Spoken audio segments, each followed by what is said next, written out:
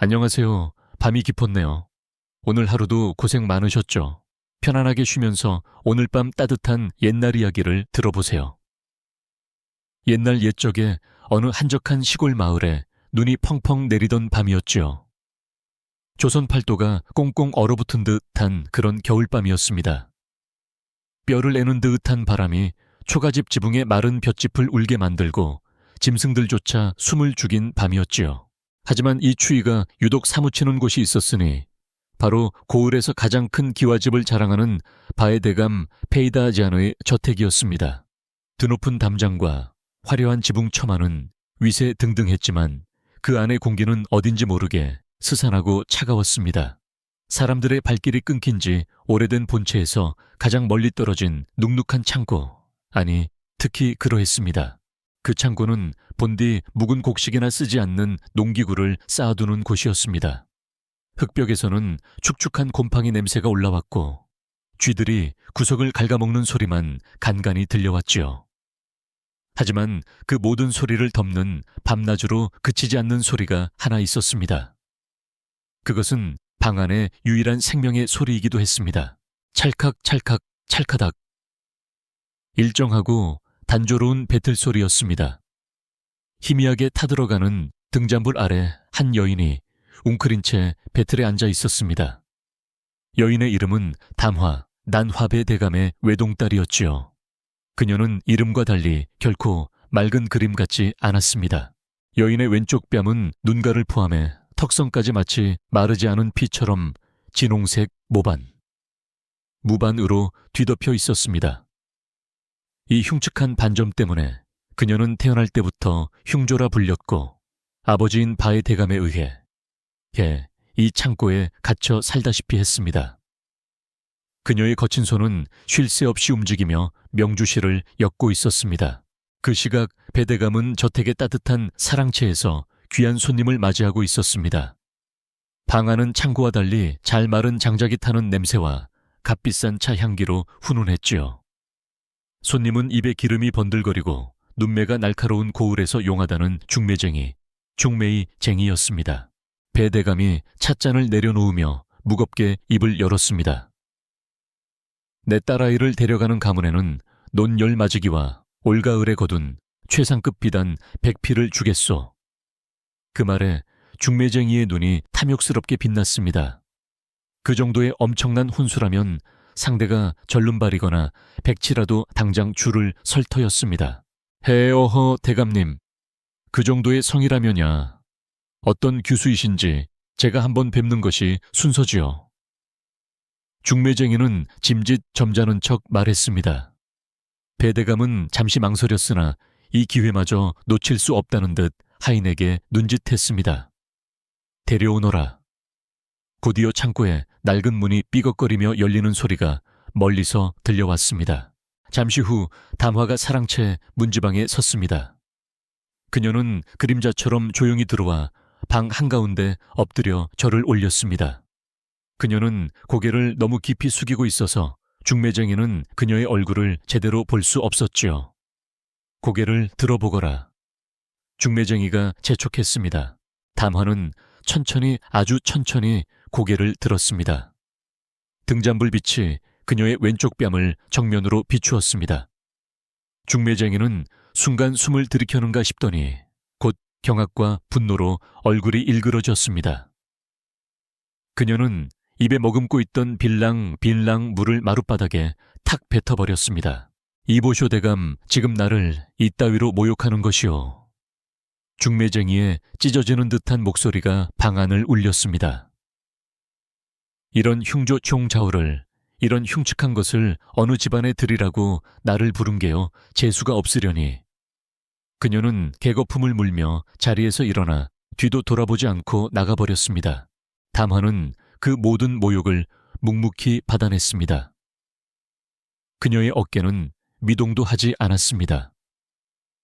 그녀는 그저 조용히 몸을 돌려 쿵쾅거리는 아버지의 분노를 뒤로하고 다시 창고로 향했습니다. 배틀 앞에 다시 앉은 그녀의 손등 위로 뜨거운 눈물 한 방울이 떨어졌습니다. 하지만 그녀의 손은 멈추지 않고 다시 비단을 짜기 시작했습니다. 한편 그 시각 마을 저작거리에 가장 후미진 골목, 탁한 술 냄새와 땀 냄새가 뒤엉킨 투전방 투쳔방은 사내들의 고함과 욕설로 질식할 듯했습니다. 그곳은 법도 체면도 없는 밑바닥 인생들이 모이는 곳이었지요. 그리고 그 한가운데 몰락한 양반 가문에 이진우 리젠유 선비가 있었습니다. 한때 그는 고을에서 가장 총명한 두뇌로 장원급제를 꿈꾸던 인재였습니다. 하지만 아버지가 돌아가시고 가세가 기울자 그는 현실을 도피하듯 술과 노름에 빠져들었습니다. 이제 그의 말끔했던 도포다오파오 자락은 술과 때에 절어 누더기가 되어 있었습니다.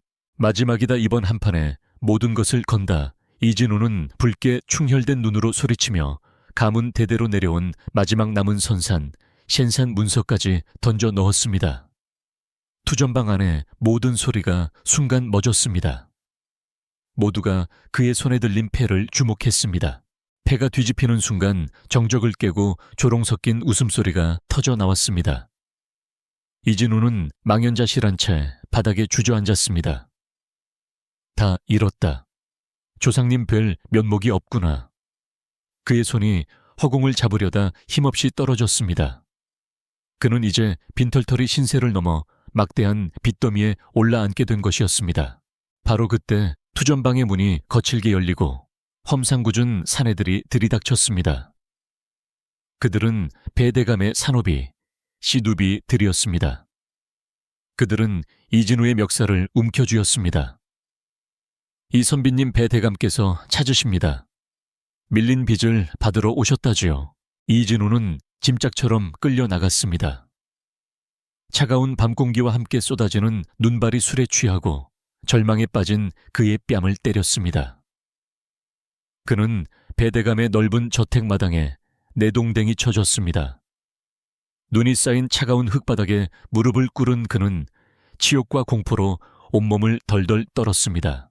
잠시 후 배대감이 따뜻한 안채의 대돌 위, 즉 대청마루, 다팅의 모습을 드러냈습니다. 그는 방 안에 불빛을 등지고 서 있어 그저 거대하고 위협적인 검은 실루엣으로만 보였습니다. 그는 경멸 어린 시선으로 발 아래의 이진우를 내려다보았습니다. 살려주십시오, 대감. 무엇이든 하겠나이다. 제발 목숨만은. 이진우는 선비로서의 마지막 자존심마저 내던지고 이마가 땅에 닿도록 머리를 조아렸습니다. 그의 목소리는 눈물과 콧물로 뒤범벅이 되어 웅얼거렸습니다. 배대감은 차가운 목소리로 말했습니다. 내 놈의 목숨값 대신이다. 내게 아주 골치 아픈 짐이 하나 있다. 그는 턱짓으로 어둠 속에 잠긴 창고 쪽을 가리켰습니다. 저기 창고에 있는 내 딸년이다. 아무짝에도 쓸모없는 그 아이 말이다. 이진우는 고개를 들지 못한 채 숨을 죽였습니다. 배대감의 말이 이어졌습니다. 내 놈이 그 아이를 아내로 맞아 데려가라. 그리하면 내 놈의 모든 빚을 탕감해 주는 것은 물론 내 놈 가문의 명예를 생각해 평생 먹고 살 재산까지 넉넉히 떼어주마. 이진우는 숨이 멎는 듯 했습니다. 양반의 명예 가문의 채통. 그 모든 것이 짓밟히는 소리가 들리는 듯 했습니다. 하지만 동시에 빚을 갚지 못하면 관에 끌려가 곤장을 맞고 옥에 갇히거나 혹은 이 자의 손에 죽임을 당할지도 모른다는 공포가 밀려왔습니다. 그는 배대감의 딸이 어떻게 생겼는지 알지 못했습니다.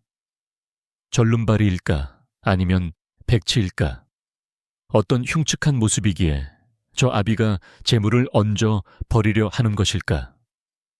하지만 그 어떤 상상도 지금 당장의 죽음이라는 공포보다 크지는 않았습니다.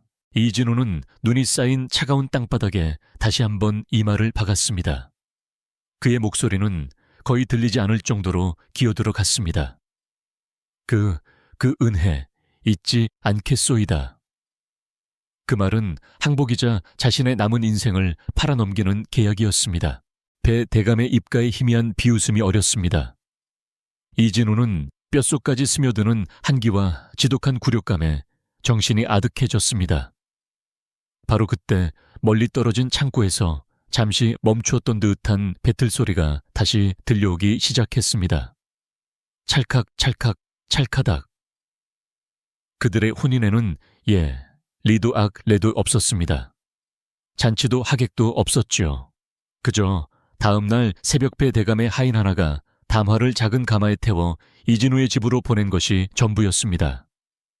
담화가 가져갈 수 있었던 것은 자신의 몸뚱어리와 배틀을 싼 작은 보찜 하나뿐이었습니다. 이진우는 어젯밤의 치욕과 술기운에 못 이겨 그 가마가 도착할 때까지도 제정신이 아니었습니다. 이진우의 집은 마을이 끝나는 외딴 언덕배기에 있었습니다. 몰락한 양반 가문의 마지막 자존심처럼 위태롭게 서 있는 초가집 차오자지이었지요. 지붕의 집단은 썩고 군데군데 패여 지난 계절의 비바람을 고스란히 맞은 티가 났습니다. 문에 바른 창호지 창후지는 찢어져 차가운 겨울바람이 휑하니 드나들었습니다. 하인은 담화를 마당에 내려놓고는 뒤도 돌아보지 않고 가버렸습니다. 마치 역병 환자라도 버리고 가듯 황급히 떠났지요. 담화는 차가운 마당에 홀로 서서 자신이 팔려온 집을 멍하니 바라보았습니다. 집에서는 아무런 기척도 느껴지지 않았습니다. 그때서야 이진우가 비틀거리며 방문을 열고 나왔습니다. 그는 밤새 마신 술로 얼굴이 퉁퉁 붓고 눈은 붉게 충혈되어 있었습니다. 그는 마당에 선 담화를 마치 가구 짐짝을 보듯 무심하게 훑어보았습니다. 그의 시선은 그녀의 뺨에 난 붉은 모반에 잠시 머물렀다가 이내 역겨움과 절망이 뒤섞인 표정으로 바뀌었습니다. 그는 한마디 말도 없이 마루에 걸터앉아 갓을 고쳐 쓰려다 가끈히 떨어진 것을 보고는 신경질적으로 갓을 마당에 내팽개쳤습니다. 에잇 망할 놈의 인생. 그는 자신의 처지를 저주하며 다시 방으로 들어가 문을 쾅 닫아버렸습니다. 그는 좁디좁은 사랑방 사실상 집의 유일한 방인 그곳에 드러누워 버렸습니다. 이진우에게 담화는 아내가 아니었습니다. 그녀는 자신의 실패 치욕 그리고 끝없이 추락한 가문의 명예를 상징하는 살아있는 증거물이었습니다. 그는 그녀의 얼굴을 마주할 자신이 없었습니다. 아니, 마주하고 싶지 않았습니다. 그는 그녀를 없는 사람 취급하기로 했습니다. 그는 차가운 온돌방 웬두방에 누워 남은 술병을 찾아 입에 털어놓으며 억지로 잠을 청했습니다. 담화는 닫힌 방문 앞에서 한참을 서 있었습니다. 살을 내는 바람이 그녀의 얇은 치마폭을 파고들었습니다. 그녀는 울지 않았습니다. 울 자격도 울 곳도 없었으니까요. 그녀는 보찜을 고쳐매고 집의 반대편 부엌으로 향했습니다. 부엌은 방보다 더 처참했습니다. 천장 구석에는 거미줄이 켜켜이 쌓여 있었고 흙바닥에는 먼지가 발목까지 차올랐습니다. 아궁이는 불씨가 꺼진 지 오래되어 차갑게 식어 있었습니다. 금이 간 그릇 몇 개가 선반 위에 나뒹굴었고 쌀독은 바닥을 드러낸 지 오래인 듯 텅 비어 있었습니다. 이것이 자신이 평생을 바쳐야 할 집이었습니다. 담화는 긴 한숨 대신 조용히 보찜을 내려놓았습니다. 그리고 얇은 저고리 소매를 걷어붙였습니다. 그녀는 먼저 부엌 뒤편에 방치된 쌀입이 빗자루를 찾아들었습니다. 싹싹! 마당을 쓰는 소리가 이진우가 잠든 방까지 희미하게 들려왔습니다. 그녀는 마당에 눈을 치우고 썩은 집단을 한쪽으로 밀어냈습니다. 그런 다음 그녀는 부엌으로 돌아왔습니다. 흙바닥에 먼지를 쓸어내고 거미줄을 걷어냈습니다. 눅눅하고 퀴퀴한 곰팡이 냄새. 곰팡이 냄새가 진동하던 부엌에 조금씩이나마 새 공기가 돌기 시작했습니다. 그녀는 뒷산에서 겨우 마른 나뭇가지를 주워 모아 차갑게 식은 아궁이에 불을 지폈습니다. 불을 지피는 솜씨는 서툴렀지만 그녀의 인내심은 대단했습니다. 몇 번이나 연기만 피어오르다 꺼지기를 반복했지만 그녀는 묵묵히 부직갱이질을 계속했습니다. 마침내 마른 나뭇가지에 불이 붙고 타닥타닥 소리를 내며 불길이 살아났습니다. 따뜻한 연기가 굴뚝으로 피어오르기 시작했습니다. 그 연기는 집안에서 가장 먼저 이진우가 누워있는 방의 구들장, 즉 온돌 맨웬투을 드기 시작했습니다. 술에 취해 잠들었던 이진우는 뼛속까지 스미던 한기가 조금 가시는 것을 어렴풋이 느꼈습니다. 그는 몸을 뒤척이며 이불을 끌어당겼습니다. 담화는 이제 물을 기르러 갔습니다. 집 뒤편의 우물은 꽁꽁 얼어붙어 있었습니다. 그녀는 무거운 돌을 들어 얼음을 깨고 차가운 물을 길어 올렸습니다. 그 물로 깨진 그릇들을 씻고 텅 빈 쌀독바닥에 붙어있던 보리보리 한 줌을 긁어모았습니다. 다행히 선반 구석에 말라붙은 된장 덩어리가 조금 남아있었습니다. 얼마나 지났을까 이진우는 지독한 숙취와 함께 잠에서 깨어났습니다. 머리가 깨질 듯 아팠습니다. 하지만 그를 깨운 것은 두통만이 아니었습니다. 낯선 냄새였습니다. 먼지 냄새와 술 냄새만 나던 방 안에 구수한 냄새가 스며들어 있었습니다. 보리밥이 익어가는 냄새와 묽게 끓인 된장찌개 냄새였습니다. 그는 화가 치밀었습니다. 감히 저 흉측한 것이 이 집의 주인 행세를 하는 것인가? 당장이라도 뛰쳐나가 밥상을 엎어버리고 싶었습니다. 하지만 지독한 허기가 그의 분노를 짓눌렀습니다. 그는 어제부터 아무것도 먹지 못했던 것입니다. 이진우가 마지못해 문을 열었을 때 툇마루에는 작은 개다리 소반, 시오판이 놓여 있었습니다. 거친 보리밥 한 그릇과 멀건 된장국, 그리고 시든 무 조각이 전부였습니다. 담화는 보이지 않았습니다. 그녀는 부엌 한 구석에 웅크리고 앉아 아궁이에 불을 지키고 있었습니다. 이진우는 침을 삼켰습니다. 그는 소반을 방으로 들고 와 허겁지겁 밥을 입안에 밀어 넣었습니다. 뜨거운 밥알과 구수한 국물이 빈속을 채우자 그제야 살 것 같았습니다. 그는 밥그릇을 싹 비우고 여전히 담화의 얼굴은 쳐다보지도 않은 채 소반을 다시 툇마루에 내놓았습니다. 담화는 그가 식사를 마친 것을 확인하고 나서야 조용히 소반을 거두어 갔습니다. 그리고 자신이 먹을 보리밥 한 덩이를 찬물에 말아 부엌 구석에서 소리 없이 삼켰습니다. 그날 하루 종일 두 사람 사이에는 단 한마디의 말도 오가지 않았습니다. 저녁이 되자 이진우는 다시 술을 찾았습니다. 그는 낮에 몰래 외상으로 사온 막걸리, 주 한 병을 비우며 자신의 처지를 비관했습니다. 방바닥은 여전히 미지근했지만 그의 마음은 시베리아 벌판보다 더 추웠습니다. 그는 이 끔찍한 현실에서 도망치고 싶었습니다. 그때였습니다. 부엌 쪽에서 어제 창고에서 들었던 그 소리가 다시 들려오기 시작했습니다. 찰칵 찰칵 찰카닥. 담화가 보찜에서 가져온 작은 배틀을 부엌 한 구석 아궁이에 온기가 겨우 닿는 곳에 설치하고 비단을 짜기 시작한 것이었습니다. 이진우는 귀를 틀어막았습니다. 저 소리, 저 규칙적인 소리가 마치 자신의 실패를 조롱하는 것처럼 들렸습니다. 자신의 삶은 이렇게 엉망진창이 되었는데 저 흉측한 여자는 아무 일 없다는 듯이 묵묵히 제 할 일을 하고 있었습니다. 그 부지런함이, 그 끈질김이 이진우를 더욱 비참하게 만들었습니다. 시끄럽다, 그만두지 못할까. 그는 소리치고 싶었지만 술기운에 혀가 굳어 소리가 나오지 않았습니다. 배틀 소리는 멈추지 않았습니다.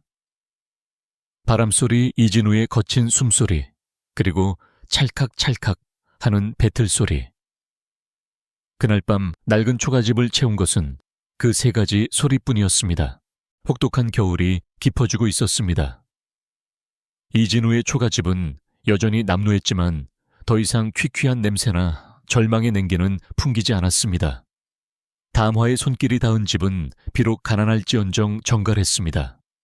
아궁이는 꺼지지 않았고 툇마루에는 먼지 한 톨 없었습니다. 이진우는 여전히 술을 마셨지만 이제는 부엌에서 들려오는 찰칵찰칵 거리는 배틀 소리를 들으며 마셨습니다. 그 소리는 더 이상 그를 비참하게 만들지 않았습니다. 오히려 그 단조롭고 끈질긴 소리는 폭풍우 치는 바다의 등대 불빛처럼 그의 공허한 삶 속에서 유일하게 흔들리지 않는 무언가가 되어가고 있었습니다. 그는 여전히 담화와 말을 섞지 않았고 그녀의 얼굴을 정면으로 바라보지도 않았습니다. 하지만 그는 그녀가 차려주는 밥을 묵묵히 먹었고 그녀가 집힌 온돌방에서 잠을 잤습니다. 그러던 어느 날 하늘이 찢어질 듯한 눈보라가 몰아치기 시작했습니다. 바람은 늑대처럼 울부짖었고 낡은 초가집은 금방이라도 무너질 듯이 흔들렸습니다. 문틈으로는 칼날 같은 바람과 함께 눈발이 들이쳤습니다. 담화는 부엌에서 이진우는 사랑방에서 각자 이 무시무시한 자연의 분노를 견디고 있었습니다. 눈보라는 사흘, 밤낮을 이어졌습니다. 그리고 나흘째 되는 날 아침 이진우가 일어나지 못했습니다. 그는 불덩이 같은 고열 가을에 휩싸여 헛소리를 하기 시작했습니다. 어머니, 춥습니다. 글을 읽어야 하는데. 담화는 당황했지만 이내 침착하게 움직였습니다. 그녀는 자신의 얇은 치마를 찢어 차가운 눈을 퍼담아와 그의 이마에 얹었습니다. 그리고 꽁꽁 언 우물물을 길어와 그의 마른 입술을 적셨습니다. 하지만 열은 내릴 기미가 보이지 않았습니다. 집에는 약은커녕 당장 먹을 쌀 한 톨 남아있지 않았습니다. 이진우의 숨소리는 점점 더 거칠어졌습니다. 그 순간 담화는 결심했습니다. 그녀는 부엌 한 구석에 웅크리고 앉았습니다. 그녀가 기댈 곳은 오직 하나 그녀의 손과 뱉을 뿐이었습니다. 그녀는 집 안에 남은 마지막 명주실 꾸러미를 배틀에 걸었습니다. 그리고 짜기 시작했습니다.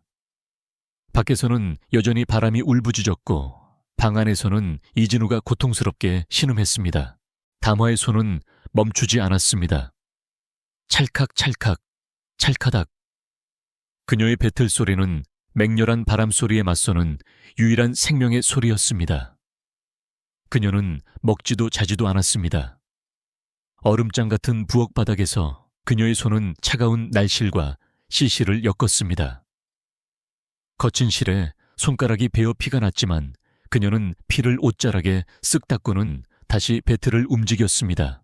그녀는 자신의 모든 것을 자신의 한 애첸과 인내, 그리고 살고 싶다는 희미한 희망까지도 그 비단 속에 엮어 넣었습니다. 시간 감각이 사라졌습니다. 그녀가 얼마나 오래 배틀에 앉아 있었는지, 이진우의 신음소리가 언제부터 잦아들었는지 그녀는 알지 못했습니다. 다시 이틀이 지났습니다. 지독한 눈보라가 드디어 멎었습니다. 찢어진 창호지 틈으로 눈이 부시도록 환한 아침. 햇살이 방 안으로 쏟아져 들어왔습니다. 이진우는 천천히 눈을 떴습니다. 지독한 열은 가라앉았고 머리는 맑았습니다. 그리고 그는 추위가 아닌 이상하리 많지 부드럽고 따뜻한 감촉을 느꼈습니다. 그는 자신의 몸을 내려다보았습니다. 누더기 같던 이불 위에는 지금껏 본 적 없는 아름다운 비단 한 폭이 덮여 있었습니다. 그것은 달빛처럼 은은한 광택을 띠고 있었고 깃털처럼 가벼웠지만 불을 쬐는 듯 따뜻했습니다. 그리고 그 비단 위에는 놀라운 광경이 펼쳐져 있었습니다. 새하얀 눈밭을 뚫고 붉은 매화가 맹렬하게 피어나는 그림이었습니다. 그 매화는 마치 살아있는 듯 굳건한 생명력을 뿜어내고 있었습니다. 그것은 단순한 무늬가 아니었습니다. 그것은 폭풍우 속에서 인내하고 버텨낸 한 여인의 영혼 그 자체였습니다. 이진우는 떨리는 손으로 그 비단을 어루만졌습니다. 그 부드러움과 따뜻함에 그는 자신도 모르게 눈물을 흘렸습니다. 그때 담화가 낡은 사발을 들고 조용히 방으로 들어왔습니다.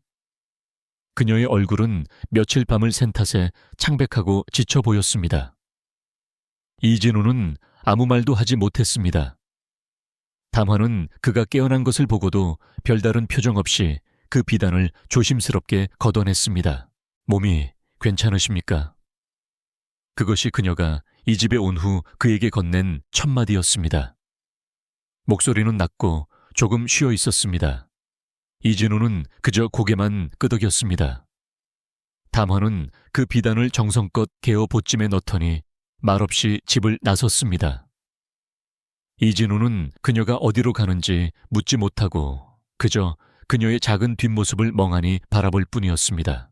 해질 역이 되어서야 담화가 돌아왔습니다. 그녀의 보찜은 비어 있었지만 두 손은 무거웠습니다. 그녀는 부엌으로 직행해 쌀을 씻어 밥을 안치고 무언가를 정성껏 다리기 시작했습니다. 곧 쌉싸름하고 짙은 한약, 애한 야오 냄새가 방 안까지 스며들었습니다. 그녀는 뜨거운 약사발을 들고 와 이진우 앞에 내려놓았습니다. 그리고 또 다른 꾸러미를 그의 앞에 조용히 밀어놓았습니다. 이진우가 의아한 표정으로 꾸러미를 풀었습니다. 그 안에는 잘 말린 하얀 한지, 애찬지 뭉치와 검고 단단한 먹모, 그리고 매끄러운 대나무로 만든 좋은 붓붓 한 자루가 들어있었습니다. 이진우의 손이 격렬하게 떨리기 시작했습니다. 책과 붓, 한때 그의 전부였으나 노름과 술로 인해 잃어버렸던 선비, 시린 로세어의 그의 영혼이었습니다. 그는 이 물건들을 만져본 지가 까마득했습니다. 그는 붓을 집어 들었습니다. 그 차갑고 매끄러운 감촉이 잊고 있던 모든 기억을 되살렸습니다. 그는 고개를 들어 담화를 바라보았습니다. 그녀는 여전히 부엌 문턱에 서 있었습니다. 이진우는 처음으로 정말 처음으로 그녀의 얼굴을 정면으로 마주 보았습니다. 햇살이 그녀의 왼쪽 뺨을 비추고 있었습니다. 그 붉은 모반, 무반이 선명하게 보였습니다. 하지만 이상하게도 더 이상 흉측하게 느껴지지 않았습니다. 대신 그 모반 아래 자리한 깊고 고요한 눈동자가 보였습니다. 며칠 밤을 새우고도 불평 한마디 없는 인내 꽁꽁 언 손으로 비단을 짜고 약을 다려온 그 헌신이 보였습니다. 이진우는 자신이 얼마나 부끄러운 인간인지 깨달았습니다.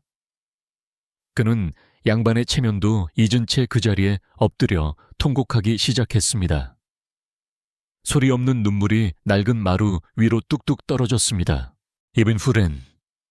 한참 만에 그가 겨우 입을 열었습니다. 그녀를 아내라고 부른 첫 순간이었습니다. 담화는 아무 말 없이 그저 조용히 고개를 끄덕였습니다. 그날 이후 집안의 풍경은 완전히 달라졌습니다. 이진우는 더 이상 술을 마시지 않았습니다. 그는 새벽에 일어나 담화가 길어온 물로 세수를 하고 갓을 고쳐 쓰고 사랑방을 깨끗이 치웠습니다. 그리고 그녀가 사다 준 종이와 붓으로 다시 글을 읽고 쓰기 시작했습니다. 집안에는 두 가지 소리가 조화를 이루기 시작했습니다. 부엌에서 들려오는 담화의 규칙적인 배틀 소리, 찰칵찰칵, 그리고 사랑방에서 들려오는 이진우의 낭랑한 글. 읽는 소리, 글 읽는 소리. 두 소리는 마치 날실과 시실처럼 얽히며 낡은 집에 새로운 생명을 불어넣었습니다. 하지만 평화는 오래가지 않았습니다. 담화가 짠 매화 비단은 저작거리에서 엄청난 값에 팔렸고 그 소문은 삽시간에 퍼져 배대감의 귀에까지 들어가고 말았습니다. 흉조라고 내다버린 딸이 그런 보물을 만들어냈다는 사실에 배대감은 눈이 뒤집혔습니다. 그는 당장 산업이 며칠 거느리고 이진우의 집으로 쳐들어왔습니다. 이놈 이진우, 감히 내 놈이 내 물건을 훔쳐. 배대감은 삿대질을 하며 고함을 질렀습니다. 그 비단은 내 딸년이 짠 것이다. 내 집에서 배운 기술로 짠 것이니 마땅히 내 것이건을 당장 내놓지 못할까. 그는 이진우를 아내 덕에 연명하는 기생충이라며 모욕했습니다. 예전에 이진우였다면 공포에 질려 방 안에 숨었을 것입니다. 하지만 그는 달랐습니다. 그는 천천히 마루로 걸어 나왔습니다. 그는 깨끗하게 세탁된 도포를 입고 있었고 각근을 단정히 메고 있었습니다. 그의 손에는 담화가 사다 준 바로 그 붓붓이 들려 있었습니다. 배대감. 이진우는 차분하지만 단호한 목소리로 말했습니다. 말씀이 그르치십니다. 그는 붓으로 배대감을 가리키며 말을 이었습니다. 국법 구어파과 인륜 아렌룬에 따르자면 담화는 이제 대감의 딸이 아니라 이 이진우의 아내, 치이자 이 집의 가솔 지알루입니다. 아내가 지은 것은 남편의 것이고 남편의 것은 아내의 것이지요. 그는 한 걸음 더 다가섰습니다. 대감께서는 따님을 짐이라 칭하며 저에게 버리셨습니다.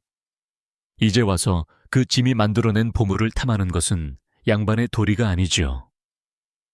제 아내를 모욕하는 것은 곧 저를 모욕하는 것입니다. 당장 돌아가시지요. 그의 목소리는 크지 않았지만 그 안에 담긴 기백은 베데감을 압도했습니다.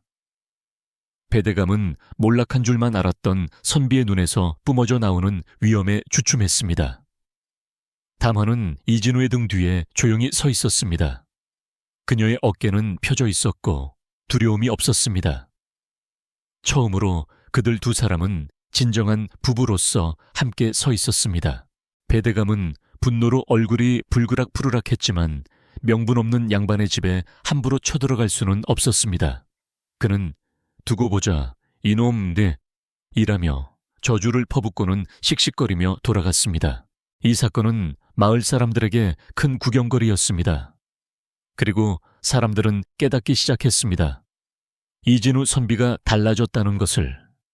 그리고 그의 흉측한 아내가 사실은 엄청난 손재주를 가진 비단 부인 페이 두안후렌이라는 것을 말입니다. 마을 아이들이 예전에는 돌을 던지던 그 집을 이제는 호기심을 가지고 기웃거리기 시작했습니다. 이진우의 글 읽는 소리에 이끌린 것이지요. 선비님, 그게 무슨 말씀이셔요? 한 아이가 용기를 내어 물었습니다. 이진우는 담화를 돌아보았고 그녀는 희미하게 미소 지었습니다. 이진우는 툇마루의 아이들을 앉히고 천자문 첸시원을 가르치기 시작했습니다. 그의 집은 가난한 아이들의 글방이 되었습니다. 담화는 비단을 팔아 얻은 돈으로 종이와 붓을 더 사고 아이들에게 따뜻한 죽을 쑤어 먹였습니다. 그녀의 배틀 소리와 아이들의 글 읽는 소리가 언덕 위 초가집을 가장 따뜻하고 생기 넘치는 곳으로 만들어가고 있었습니다.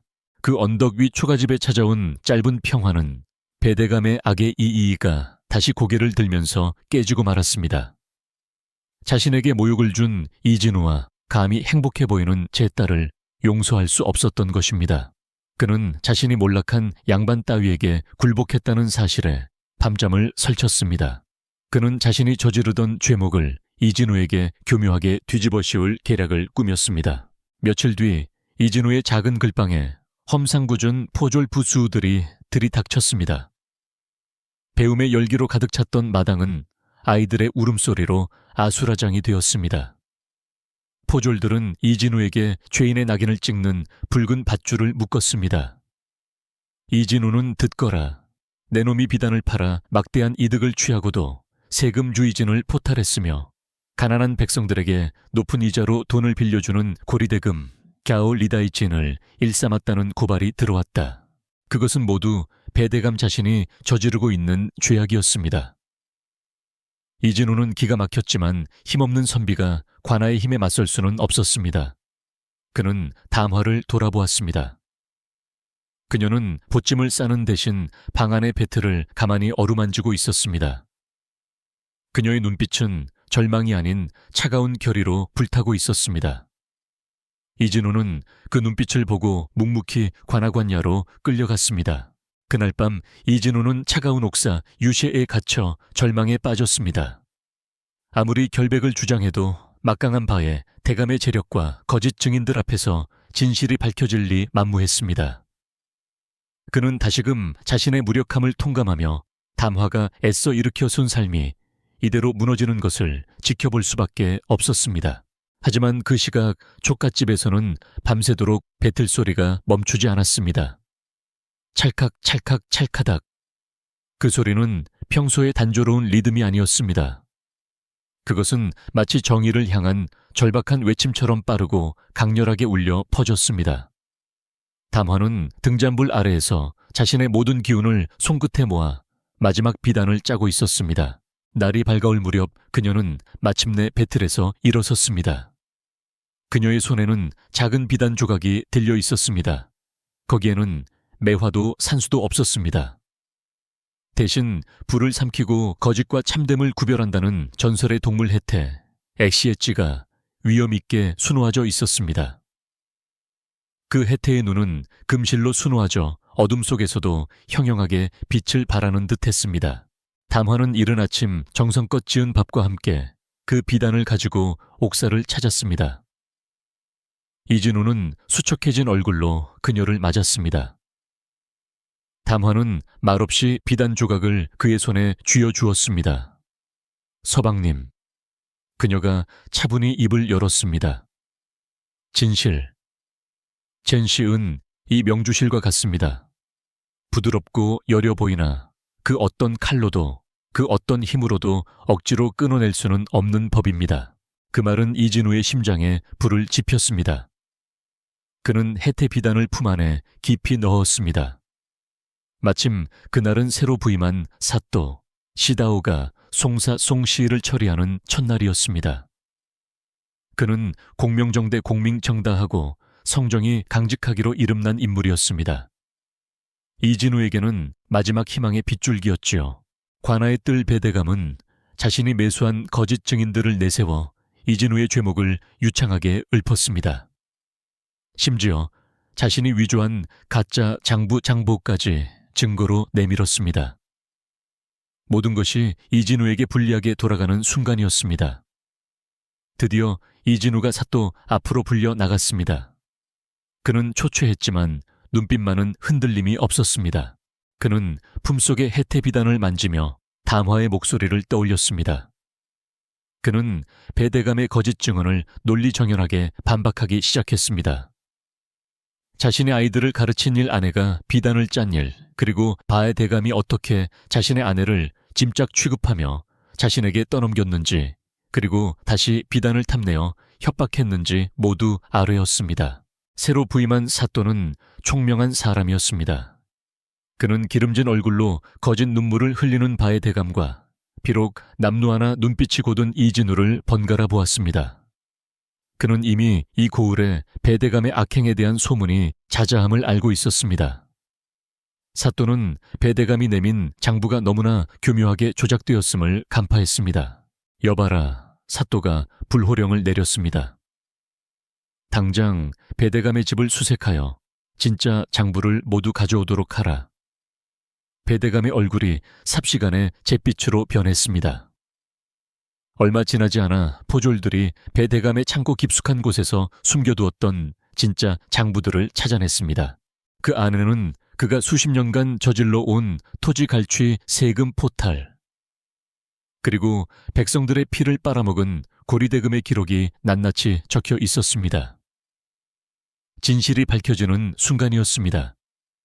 사또는 크게 놓아여 판결을 내렸습니다. 배대감의 모든 재산을 몰수하여 피해를 본 백성들에게 나누어 주고 그 자신은 가장 먼 섬으로 유배 리우페이를 보내도록 명했습니다. 이진우는 그 자리에서 무죄 우주의를 선고받고 풀려났습니다. 그는 관아문을 나서며 자신을 기다리고 서 있던 담화를 바라보았습니다. 두 사람은 아무 말 없이 서로를 바라보며 그들의 집이 있는 언덕을 향해 걸었습니다. 그들의 정직함과 강인함에 대한 소문은 고을 전체로 퍼져나갔습니다. 이진우의 명성은 한양 한양에까지 알려져 조정 자우팅에서 그에게 나라의 일을 돌볼 벼슬벼슬을 제안했습니다. 하지만 이진우는 정중히 사양했습니다. 그는 붉은 관복이나 높은 지위보다 자신을 구원해준 작은 초가집과 그곳에서 기다리는 아내가 더 소중하다는 것을 깨달았기 때문입니다. 그는 아내 곁에 남아 아이들을 가르치는 스승으로 살기로 했습니다. 기나긴 겨울이 가고 마침내 언덕 위 초가집에도 봄, 춘이 찾아왔습니다. 배대감에게서 돌려받은 재산으로 그들은 낡은 지붕을 새로 이고 찢어진 창호지를 말끔히 발랐습니다. 그리고 마당 한가운데 죽은 줄로만 알았던 늙은 매화나무, 매이화나무가 기적처럼 연분홍 꽃망울을 터뜨리기 시작했습니다. 어느 따사로운 봄날 오후, 이진우는 활짝 핀 매화나무 그늘 아래서 아이들에게 글을 가르치고 있었습니다. 하늘천 티안따지 디. 아이들의 낭랑한 목소리가 봄바람을 타고 퍼져나갔습니다. 그리고 툇마루 마루 애는 담화가 배틀에 앉아 있었습니다.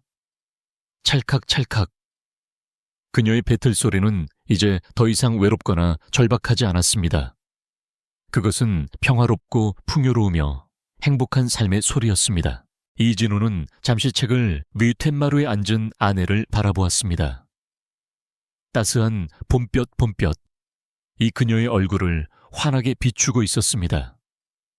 햇빛을 받은 그녀의 왼쪽 뺨, 그 진홍색 붉은 모반은 더 이상 흉터가 아니었습니다. 이진우의 눈에는 그것이 마치 혹독한 겨울을 이겨내고 가장 먼저 피어난 가장 붉고 찬란한 매화, 꽃집 매이화 꽃집처럼 보였습니다. 그는 세상에서 가장 행복한 미소를 지었습니다. 아이고, 참으로 기이한 인연이지요. 겉모습의 아름다움이 무엇이며 진정한 아름다움. 진정한 아름다움은 또 무엇일까요? 아마도 그것은 모진 눈보라를 견뎌내는 굳건한 마음일 것입니다. 가장 엉킨 실타래 속에서도 끝내 새로운 운명을 짜내는 그 인내심일 것입니다. 그것이 바로 그 비단 부인이 우리에게 들려주는 이야기랍니다. 안녕하세요. 밤이 깊었네요. 오늘 하루도 고생 많으셨죠? 편안하게 쉬면서 오늘 밤 따뜻한 옛날 이야기를 들어보세요. 옛날 옛적에 어느 한적한 시골 마을에 눈이 펑펑 내리던 밤이었지요. 조선 팔도가 꽁꽁 얼어붙은 듯한 그런 겨울밤이었습니다. 뼈를 내는 듯한 바람이 초가집 지붕의 마른 볏짚을 울게 만들고 짐승들조차 숨을 죽인 밤이었지요. 하지만 이 추위가 유독 사무치는 곳이 있었으니 바로 고을에서 가장 큰 기와집을 자랑하는 바에대감 페이다지안의 저택이었습니다. 드높은 담장과 화려한 지붕 처마는 위세 등등했지만 그 안의 공기는 어딘지 모르게 스산하고 차가웠습니다. 사람들의 발길이 끊긴 지 오래된 본체에서 가장 멀리 떨어진 눅눅한 창고, 아니 특히 그러했습니다. 그 창고는 본디 묵은 곡식이나 쓰지 않는 농기구를 쌓아두는 곳이었습니다. 흙벽에서는 축축한 곰팡이 냄새가 올라왔고 쥐들이 구석을 갉아먹는 소리만 간간히 들려왔지요. 하지만 그 모든 소리를 덮는 밤낮으로 그치지 않는 소리가 하나 있었습니다. 그것은 방 안의 유일한 생명의 소리이기도 했습니다. 찰칵 찰카닥. 일정하고 단조로운 배틀 소리였습니다. 희미하게 타들어가는 등잔불 아래 한 여인이 웅크린 채 배틀에 앉아 있었습니다. 여인의 이름은 담화, 난화배 대감의 외동딸이었지요. 그녀는 이름과 달리 결코 맑은 그림 같지 않았습니다. 여인의 왼쪽 뺨은 눈가를 포함해 턱선까지 마치 마르지 않은 피처럼 진홍색 무반으로 뒤덮여 있었습니다. 이 흉측한 반점 때문에 그녀는 태어날 때부터 흉조라 불렸고 아버지인 바의 대감에 의해 이 창고에 갇혀 살다시피 했습니다. 그녀의 거친 손은 쉴 새 없이 움직이며 명주실을 엮고 있었습니다. 그 시각 배대감은 저택의 따뜻한 사랑채에서 귀한 손님을 맞이하고 있었습니다. 방 안은 창고와 달리 잘 마른 장작이 타는 냄새와 값비싼 차 향기로 훈훈했지요. 손님은 입에 기름이 번들거리고 눈매가 날카로운 고을에서 용하다는 중매이쟁이였습니다. 배대감이 찻잔을 내려놓으며 무겁게 입을 열었습니다. 내 딸아이를 데려가는 가문에는 논열 맞이기와 올가을에 거둔 최상급 비단 100피를 주겠소. 그 말에 중매쟁이의 눈이 탐욕스럽게 빛났습니다. 그 정도의 엄청난 혼수라면 상대가 절름발이거나 백치라도 당장 줄을 설 터였습니다. 어허 대감님, 그 정도의 성이라면야 어떤 규수이신지 제가 한번 뵙는 것이 순서지요. 중매쟁이는 짐짓 점잖은 척 말했습니다. 배대감은 잠시 망설였으나 이 기회마저 놓칠 수 없다는 듯 하인에게 눈짓했습니다. 데려오너라. 곧이어 창고에 낡은 문이 삐걱거리며 열리는 소리가 멀리서 들려왔습니다. 잠시 후 담화가 사랑채 문지방에 섰습니다. 그녀는 그림자처럼 조용히 들어와 방 한가운데 엎드려 절을 올렸습니다. 그녀는 고개를 너무 깊이 숙이고 있어서 중매쟁이는 그녀의 얼굴을 제대로 볼 수 없었지요. 고개를 들어보거라. 중매쟁이가 재촉했습니다. 담화는 아주 천천히 고개를 들었습니다. 등잔불 빛이 그녀의 왼쪽 뺨을 정면으로 비추었습니다. 중매쟁이는 순간 숨을 들이켜는가 싶더니 곧 경악과 분노로 얼굴이 일그러졌습니다. 그녀는 입에 머금고 있던 빌랑 물을 마룻바닥에 탁 뱉어버렸습니다. 이보쇼 대감, 지금 나를 이따위로 모욕하는 것이오. 중매쟁이의 찢어지는 듯한 목소리가 방 안을 울렸습니다. 이런 흉조총자오를, 이런 흉측한 것을 어느 집안에 들이라고 나를 부른 게요, 재수가 없으려니. 그녀는 개거품을 물며 자리에서 일어나 뒤도 돌아보지 않고 나가버렸습니다. 담화는 그 모든 모욕을 묵묵히 받아냈습니다. 그녀의 어깨는 미동도 하지 않았습니다. 그녀는 그저 조용히 몸을 돌려 쿵쾅거리는 아버지의 분노를 뒤로하고 다시 창고로 향했습니다. 배틀 앞에 다시 앉은 그녀의 손등 위로 뜨거운 눈물 한 방울이 떨어졌습니다. 하지만 그녀의 손은 멈추지 않고 다시 비단을 짜기 시작했습니다. 한편 그 시각 마을 저작거리에 가장 후미진 골목, 탁한 술 냄새와 땀 냄새가 뒤엉킨 투전방 투우챔방은 사내들의 고함과 욕설로 질식할 듯했습니다. 그곳은 법도 체면도 없는 밑바닥 인생들이 모이는 곳이었지요. 그리고 그 한가운데 몰락한 양반 가문에 이진우 리젠유 선비가 있었습니다. 한때 그는 고을에서 가장 총명한 두뇌로 장원급제를 꿈꾸던 인재였습니다.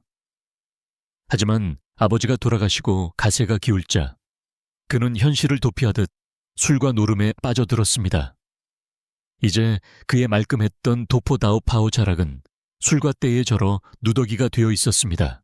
마지막이다 이번 한판에 모든 것을 건다. 이진우는 붉게 충혈된 눈으로 소리치며 가문 대대로 내려온 마지막 남은 선산, 셴산 문서까지 던져 넣었습니다. 투전방 안에 모든 소리가 순간 멎었습니다. 모두가 그의 손에 들린 패를 주목했습니다. 패가 뒤집히는 순간 정적을 깨고 조롱 섞인 웃음소리가 터져 나왔습니다. 이진우는 망연자실한 채 바닥에 주저앉았습니다. 다 잃었다. 조상님 뵐 면목이 없구나. 그의 손이 허공을 잡으려다 힘없이 떨어졌습니다. 그는 이제 빈털터리 신세를 넘어 막대한 빚더미에 올라앉게 된 것이었습니다. 바로 그때 투전방의 문이 거칠게 열리고 험상궂은 사내들이 들이닥쳤습니다. 그들은 배대감의 산호비, 시두비들이었습니다. 그들은 이진우의 멱살을 움켜쥐었습니다. 이 선비님 배대감께서 찾으십니다.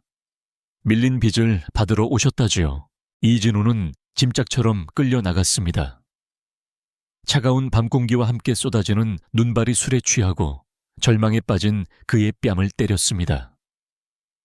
그는 배대감의 넓은 저택마당에 내동댕이 쳐졌습니다. 눈이 쌓인 차가운 흙바닥에 무릎을 꿇은 그는 치욕과 공포로 온몸을 덜덜 떨었습니다. 잠시 후 배대감이 따뜻한 안채의 대돌 위, 즉 대청마루, 다팅의 모습을 드러냈습니다. 그는 방 안에 불빛을 등지고 서 있어 그저 거대하고 위협적인 검은 실루엣으로만 보였습니다. 그는 경멸 어린 시선으로 발 아래의 이진우를 내려다보았습니다. 살려주십시오, 대감. 무엇이든 하겠나이다. 제발 목숨만은. 이진우는 선비로서의 마지막 자존심마저 내던지고 이마가 땅에 닿도록 머리를 조아렸습니다. 그의 목소리는 눈물과 콧물로 뒤범벅이 되어 웅얼거렸습니다.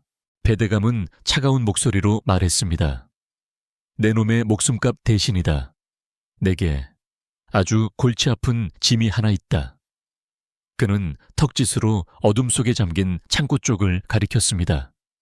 저기 창고에 있는 내 딸년이다. 아무짝에도 쓸모없는 그 아이 말이다. 이진우는 고개를 들지 못한 채 숨을 죽였습니다.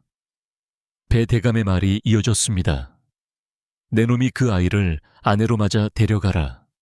그리하면 내 놈의 모든 빚을 탕감해 주는 것은 물론 내 놈 가문의 명예를 생각해 평생 먹고 살 재산까지 넉넉히 떼어주마. 이진우는 숨이 멎는 듯 했습니다. 양반의 명예 가문의 채통. 그 모든 것이 짓밟히는 소리가 들리는 듯 했습니다. 하지만 동시에 빚을 갚지 못하면 관에 끌려가 곤장을 맞고 옥에 갇히거나 혹은 이 자의 손에 죽임을 당할지도 모른다는 공포가 밀려왔습니다. 그는 배대감의 딸이 어떻게 생겼는지 알지 못했습니다. 절름발이일까 아니면 백치일까? 어떤 흉측한 모습이기에 저 아비가 재물을 얹어 버리려 하는 것일까? 하지만 그 어떤 상상도 지금 당장의 죽음이라는 공포보다 크지는 않았습니다. 이진우는 눈이 쌓인 차가운 땅바닥에 다시 한번 이마를 박았습니다. 그의 목소리는 거의 들리지 않을 정도로 기어들어 갔습니다. 그 은혜 잊지 않겠소이다. 그 말은 항복이자 자신의 남은 인생을 팔아넘기는 계약이었습니다. 배 대감의 입가에 희미한 비웃음이 어렸습니다. 이진우는 뼛속까지 스며드는 한기와 지독한 굴욕감에 정신이 아득해졌습니다. 바로 그때 멀리 떨어진 창고에서 잠시 멈추었던 듯한 배틀 소리가 다시 들려오기 시작했습니다. 찰칵 찰칵 찰카닥. 그들의 혼인에는 리도 악 레도 없었습니다. 잔치도 하객도 없었지요. 그저 다음날 새벽배 대감의 하인 하나가 담화를 작은 가마에 태워 이진우의 집으로 보낸 것이 전부였습니다. 담화가 가져갈 수 있었던 것은 자신의 몸뚱어리와 배틀을 싼 작은 보찜 하나뿐이었습니다. 이진우는 어젯밤의 치욕과 술기운에 못 이겨 그 가마가 도착할 때까지도 제정신이 아니었습니다. 이진우의 집은 마을이 끝나는 외딴 언덕배기에 있었습니다. 몰락한 양반 가문의 마지막 자존심처럼 위태롭게 서 있는 초가집 차오자지이었지요. 지붕의 집단은 썩고 군데군데 패여 지난 계절의 비바람을 고스란히 맞은 티가 났습니다. 문에 바른 창호지 창후지는 찢어져 차가운 겨울바람이 휑하니 드나들었습니다. 하인은 담화를 마당에 내려놓고는 뒤도 돌아보지 않고 가버렸습니다. 마치 역병 환자라도 버리고 가듯 황급히 떠났지요. 담화는 차가운 마당에 홀로 서서 자신이 팔려온 집을 멍하니 바라보았습니다. 집에서는 아무런 기척도 느껴지지 않았습니다. 그때서야 이진우가 비틀거리며 방문을 열고 나왔습니다. 그는 밤새 마신 술로 얼굴이 퉁퉁 붓고 눈은 붉게 충혈되어 있었습니다. 그는 마당에 선 담화를 마치 가구 짐짝을 보듯 무심하게 훑어보았습니다. 그의 시선은 그녀의 뺨에 난 붉은 모반에 잠시 머물렀다가 이내 역겨움과 절망이 뒤섞인 표정으로 바뀌었습니다. 그는 한마디 말도 없이 마루에 걸터앉아 갓을 고쳐 쓰려다 가끈히 떨어진 것을 보고는 신경질적으로 갓을 마당에 내팽개쳤습니다. 에잇 망할 놈의 인생. 그는 자신의 처지를 저주하며 다시 방으로 들어가 문을 쾅 닫아버렸습니다. 그는 좁디좁은 사랑방 사실상 집의 유일한 방인 그곳에 드러누워 버렸습니다. 이진우에게 담화는 아내가 아니었습니다. 그녀는 자신의 실패 치욕 그리고 끝없이 추락한 가문의 명예를 상징하는 살아있는 증거물이었습니다. 그는 그녀의 얼굴을 마주할 자신이 없었습니다. 아니, 마주하고 싶지 않았습니다. 그는 그녀를 없는 사람 취급하기로 했습니다. 그는 차가운 온돌방 웬두방에 누워 남은 술병을 찾아 입에 털어넣으며 억지로 잠을 청했습니다. 담화는 닫힌 방문 앞에서 한참을 서 있었습니다. 살을 내는 바람이 그녀의 얇은 치마폭을 파고들었습니다. 그녀는 울지 않았습니다. 울 자격도 울 곳도 없었으니까요. 그녀는 보찜을 고쳐매고 집의 반대편 부엌으로 향했습니다. 부엌은 방보다 더 처참했습니다. 천장 구석에는 거미줄이 켜켜이 쌓여 있었고 흙바닥에는 먼지가 발목까지 차올랐습니다. 아궁이는 불씨가 꺼진 지 오래되어 차갑게 식어 있었습니다. 금이 간 그릇 몇 개가 선반 위에 나뒹굴었고 쌀독은 바닥을 드러낸 지 오래인 듯 텅 비어 있었습니다. 이것이 자신이 평생을 바쳐야 할 집이었습니다. 담화는 긴 한숨 대신 조용히 보찜을 내려놓았습니다. 그리고 얇은 저고리 소매를 걷어붙였습니다.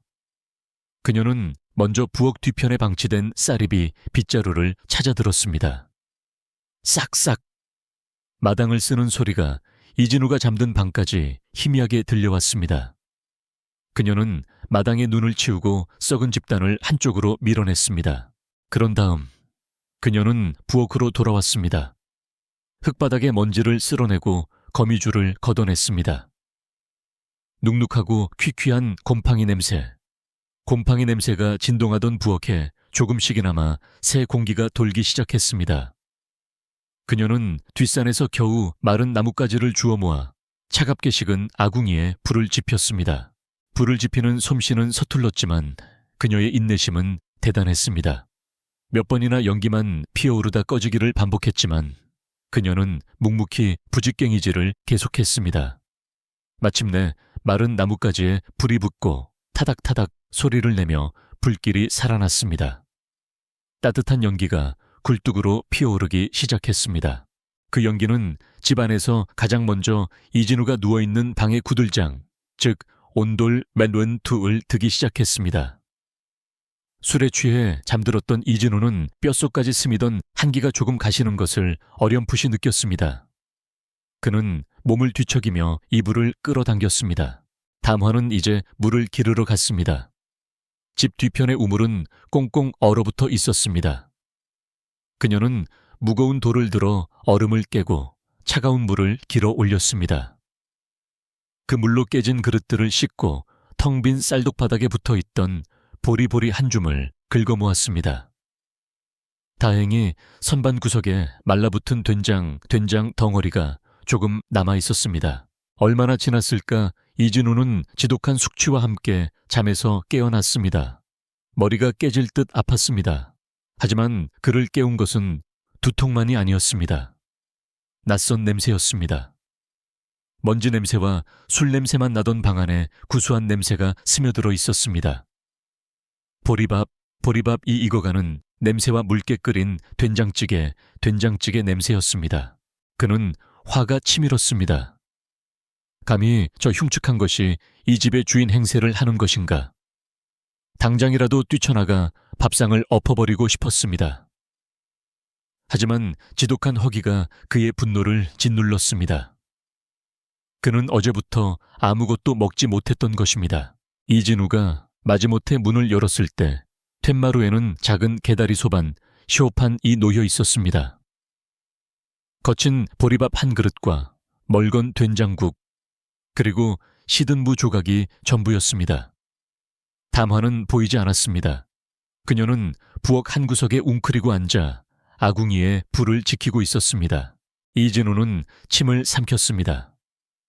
그는 소반을 방으로 들고 와 허겁지겁 밥을 입안에 밀어 넣었습니다.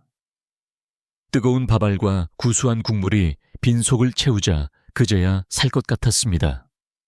그는 밥그릇을 싹 비우고 여전히 담화의 얼굴은 쳐다보지도 않은 채 소반을 다시 툇마루에 내놓았습니다.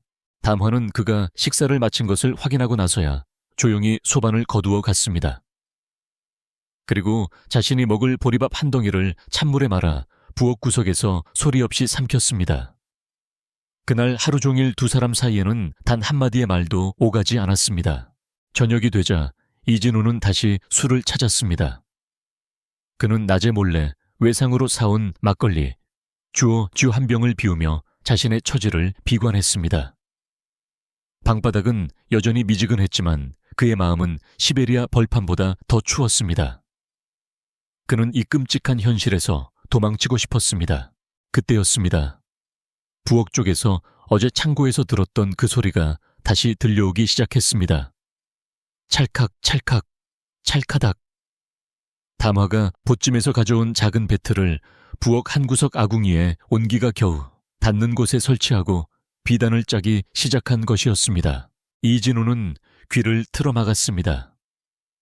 저 소리, 저 규칙적인 소리가 마치 자신의 실패를 조롱하는 것처럼 들렸습니다. 자신의 삶은 이렇게 엉망진창이 되었는데 저 흉측한 여자는 아무 일 없다는 듯이 묵묵히 제 할 일을 하고 있었습니다. 그 부지런함이, 그 끈질김이 이진우를 더욱 비참하게 만들었습니다. 시끄럽다. 그만두지 못할까. 그는 소리치고 싶었지만 술기운에 혀가 굳어 소리가 나오지 않았습니다. 배틀 소리는 멈추지 않았습니다. 바람소리, 이진우의 거친 숨소리, 그리고 찰칵찰칵 하는 배틀 소리. 그날 밤 낡은 초가집을 채운 것은 그 세 가지 소리뿐이었습니다. 혹독한 겨울이 깊어지고 있었습니다. 이진우의 초가집은 여전히 남루했지만 더 이상 퀴퀴한 냄새나 절망의 냉기는 풍기지 않았습니다. 담화의 손길이 닿은 집은 비록 가난할지언정 정갈했습니다. 아궁이는 꺼지지 않았고 툇마루에는 먼지 한 톨 없었습니다. 이진우는 여전히 술을 마셨지만 이제는 부엌에서 들려오는 찰칵찰칵 거리는 배틀 소리를 들으며 마셨습니다. 그 소리는 더 이상 그를 비참하게 만들지 않았습니다. 오히려 그 단조롭고 끈질긴 소리는 폭풍우 치는 바다의 등대 불빛처럼 그의 공허한 삶 속에서 유일하게 흔들리지 않는 무언가가 되어가고 있었습니다. 그는 여전히 담화와 말을 섞지 않았고 그녀의 얼굴을 정면으로 바라보지도 않았습니다. 하지만 그는 그녀가 차려주는 밥을 묵묵히 먹었고 그녀가 집힌 온돌방에서 잠을 잤습니다. 그러던 어느 날 하늘이 찢어질 듯한 눈보라가 몰아치기 시작했습니다. 바람은 늑대처럼 울부짖었고 낡은 초가집은 금방이라도 무너질 듯이 흔들렸습니다. 문틈으로는 칼날 같은 바람과 함께 눈발이 들이쳤습니다. 담화는 부엌에서 이진우는 사랑방에서 각자 이 무시무시한 자연의 분노를 견디고 있었습니다. 눈보라는 사흘 밤낮을 이어졌습니다. 그리고 나흘째 되는 날 아침 이진우가 일어나지 못했습니다. 그는 불덩이 같은 고열 가을에 휩싸여 헛소리를 하기 시작했습니다. 어머니, 춥습니다. 글을 읽어야 하는데. 담화는 당황했지만 이내 침착하게 움직였습니다. 그녀는 자신의 얇은 치마를 찢어 차가운 눈을 퍼담아와 그의 이마에 얹었습니다. 그리고 꽁꽁 언 우물물을 길어와 그의 마른 입술을 적셨습니다. 하지만 열은 내릴 기미가 보이지 않았습니다. 집에는 약은커녕 당장 먹을 쌀 한 톨 남아있지 않았습니다. 이진우의 숨소리는 점점 더 거칠어졌습니다. 그 순간 담화는 결심했습니다. 그녀는 부엌 한 구석에 웅크리고 앉았습니다. 그녀가 기댈 곳은 오직 하나 그녀의 손과 배틀 뿐이었습니다. 그녀는 집 안에 남은 마지막 명주실 꾸러미를 배틀에 걸었습니다. 그리고 짜기 시작했습니다. 밖에서는 여전히 바람이 울부짖었고 방 안에서는 이진우가 고통스럽게 신음했습니다. 담화의 손은 멈추지 않았습니다. 찰칵찰칵, 찰카닥. 그녀의 배틀 소리는 맹렬한 바람 소리에 맞서는 유일한 생명의 소리였습니다. 그녀는 먹지도 자지도 않았습니다. 얼음장 같은 부엌 바닥에서 그녀의 손은 차가운 날실과 시실을 엮었습니다. 거친 실에 손가락이 베어 피가 났지만 그녀는 피를 옷자락에 쓱 닦고는 다시 배틀을 움직였습니다.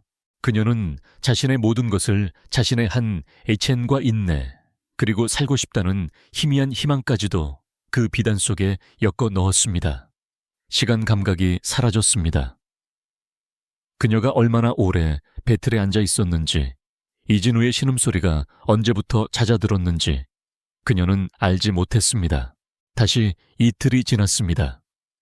지독한 눈보라가 드디어 멎었습니다. 찢어진 창호지 틈으로 눈이 부시도록 환한 아침. 햇살이 방 안으로 쏟아져 들어왔습니다. 이진우는 천천히 눈을 떴습니다. 지독한 열은 가라앉았고 머리는 맑았습니다. 그리고 그는 추위가 아닌 이상하리만치 부드럽고 따뜻한 감촉을 느꼈습니다. 그는 자신의 몸을 내려다보았습니다.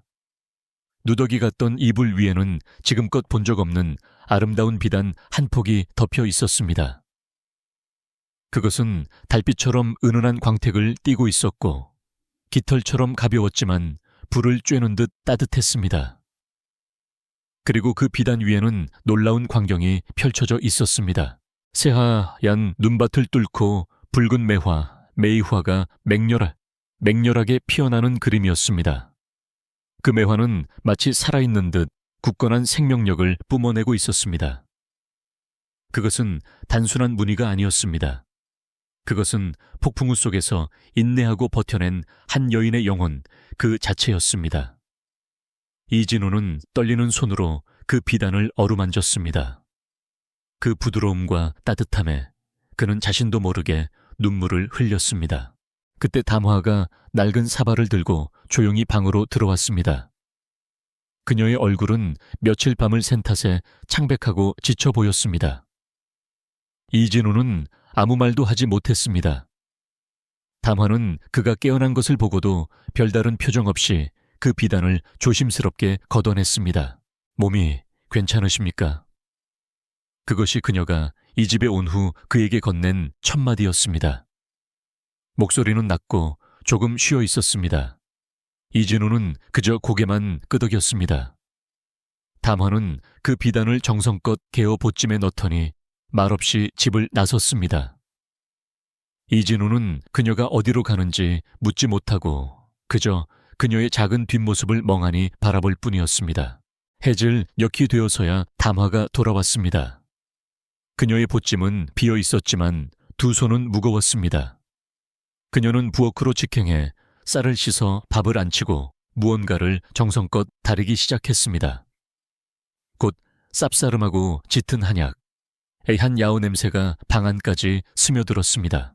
그녀는 뜨거운 약사발을 들고 와 이진우 앞에 내려놓았습니다. 그리고 또 다른 꾸러미를 그의 앞에 조용히 밀어놓았습니다. 이진우가 의아한 표정으로 꾸러미를 풀었습니다.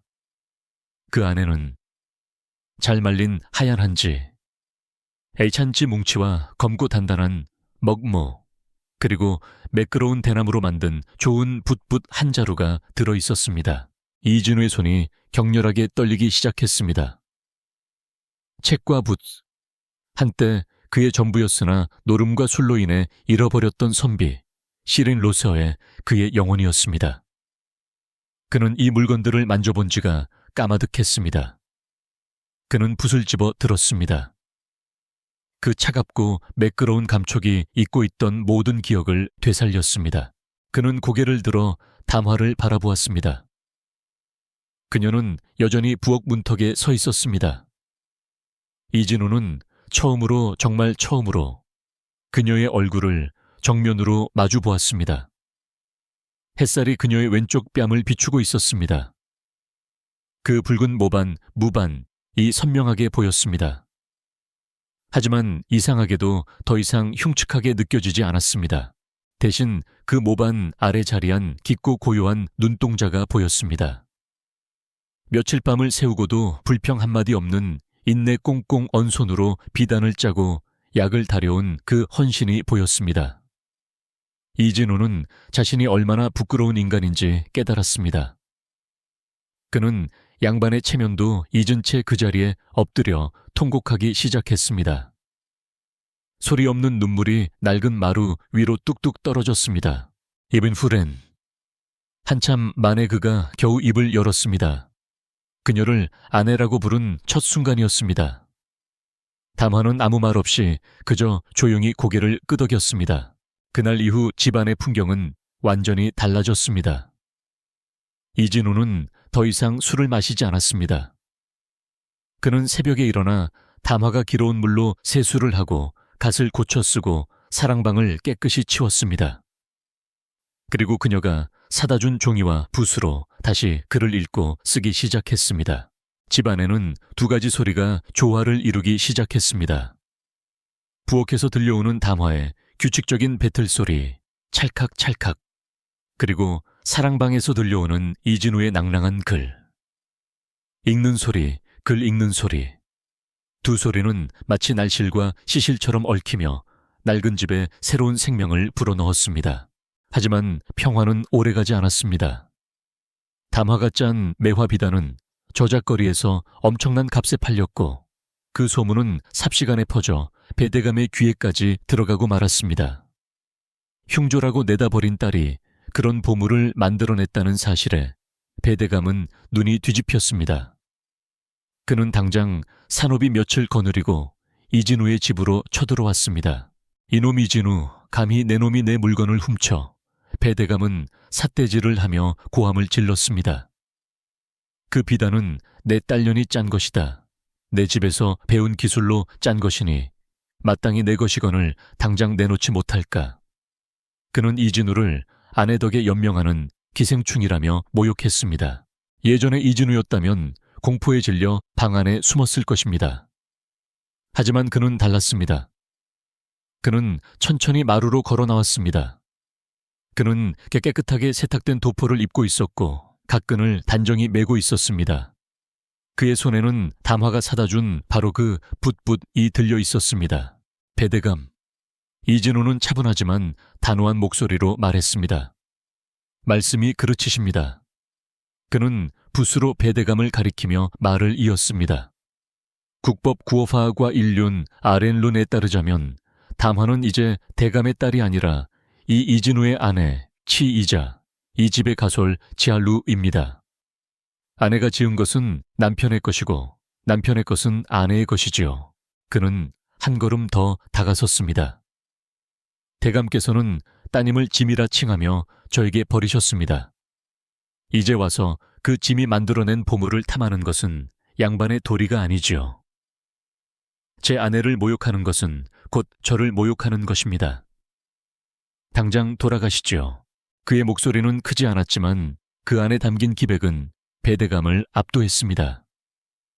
배대감은 몰락한 줄만 알았던 선비의 눈에서 뿜어져 나오는 위험에 주춤했습니다. 담화는 이진우의 등 뒤에 조용히 서 있었습니다.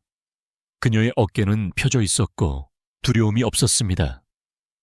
처음으로 그들 두 사람은 진정한 부부로서 함께 서 있었습니다. 배대감은 분노로 얼굴이 불그락푸르락했지만 명분 없는 양반의 집에 함부로 쳐들어갈 수는 없었습니다.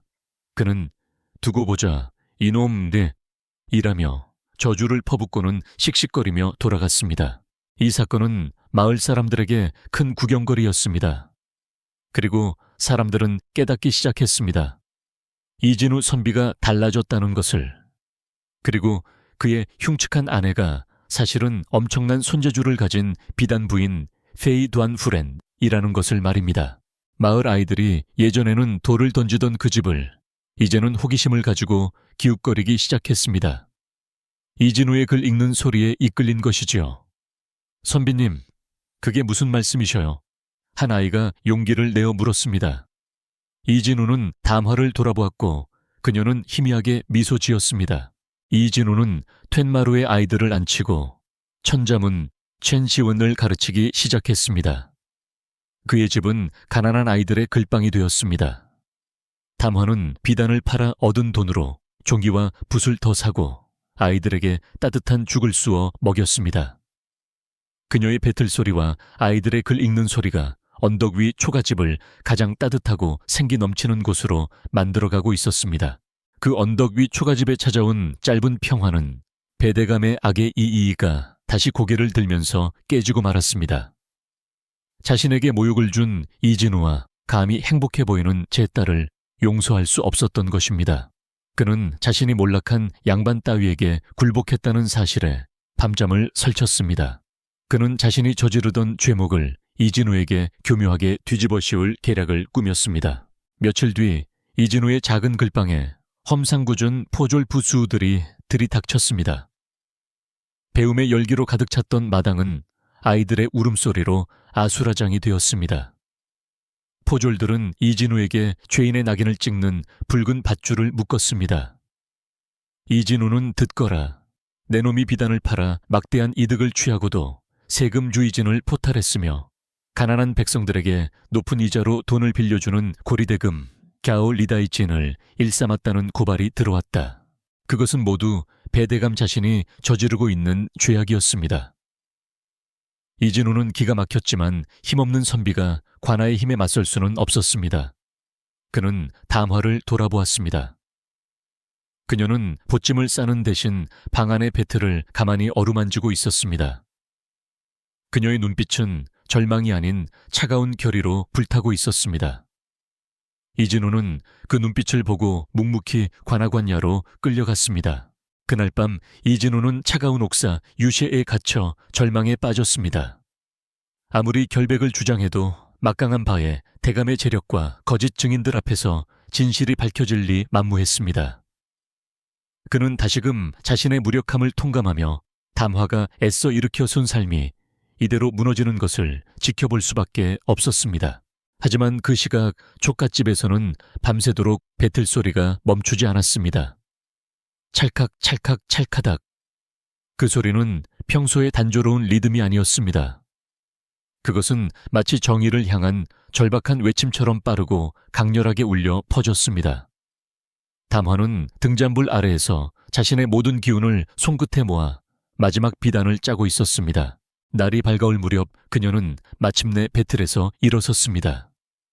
그녀의 손에는 작은 비단 조각이 들려 있었습니다. 거기에는 매화도 산수도 없었습니다. 대신 불을 삼키고 거짓과 참됨을 구별한다는 전설의 동물 해태, 엑시의 찌가 위엄있게 수놓아져 있었습니다. 그 해태의 눈은 금실로 수놓아져 어둠 속에서도 형형하게 빛을 발하는 듯 했습니다. 담화는 이른 아침 정성껏 지은 밥과 함께 그 비단을 가지고 옥사를 찾았습니다.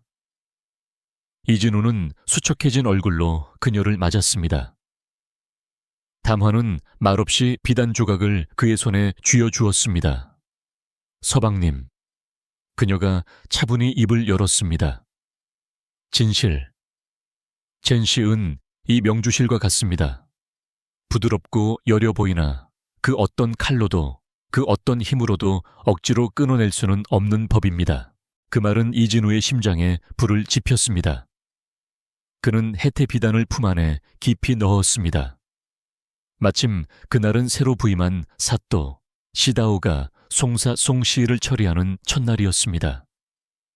그는 공명정대 공명정다하고 성정이 강직하기로 이름난 인물이었습니다. 이진우에게는 마지막 희망의 빗줄기였지요. 관아의 뜰 배대감은 자신이 매수한 거짓 증인들을 내세워 이진우의 죄목을 유창하게 읊었습니다. 심지어 자신이 위조한 가짜 장부 장보까지 증거로 내밀었습니다. 모든 것이 이진우에게 불리하게 돌아가는 순간이었습니다. 드디어 이진우가 사또 앞으로 불려 나갔습니다. 그는 초췌했지만 눈빛만은 흔들림이 없었습니다. 그는 품속의 해태 비단을 만지며 담화의 목소리를 떠올렸습니다. 그는 배대감의 거짓 증언을 논리정연하게 반박하기 시작했습니다. 자신의 아이들을 가르친 일 아내가 비단을 짠 일, 그리고 바의 대감이 어떻게 자신의 아내를 짐짝 취급하며 자신에게 떠넘겼는지, 그리고 다시 비단을 탐내어 협박했는지 모두 아뢰었습니다. 새로 부임한 사또는 총명한 사람이었습니다. 그는 기름진 얼굴로 거짓 눈물을 흘리는 바의 대감과 비록 남루하나 눈빛이 고든 이진우를 번갈아 보았습니다. 그는 이미 이 고을에 배대감의 악행에 대한 소문이 자자함을 알고 있었습니다. 사또는 배대감이 내민 장부가 너무나 교묘하게 조작되었음을 간파했습니다. 여봐라, 사또가 불호령을 내렸습니다. 당장 배대감의 집을 수색하여 진짜 장부를 모두 가져오도록 하라. 배대감의 얼굴이 삽시간에 잿빛으로 변했습니다.